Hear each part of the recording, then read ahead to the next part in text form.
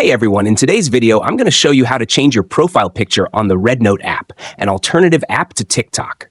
So let's get started. Once you're on the app, you'll see a lot of navigation options. If you look right here, it says Me. Tap on it, and it will take you to your profile page. You'll see your profile picture here. It's the default demo one. To change it, simply tap on the picture. After tapping the profile picture, a menu will open with a few options. You can either create an avatar, upload a photo, or get accessories for your avatar. I'm going to choose New Avatar. This will open up your album. If you haven't already, you'll need to give the app access to your photos. From there, you can choose a photo, or you can use the camera to take a new one. Once you've selected a photo, tap the Confirm icon to save it. Wait a moment for it to save. You can refresh by pulling down the screen. And that's it. You've successfully changed your profile picture on RedNote. I hope this video was helpful. If so, please consider liking and subscribing for more tips and tricks.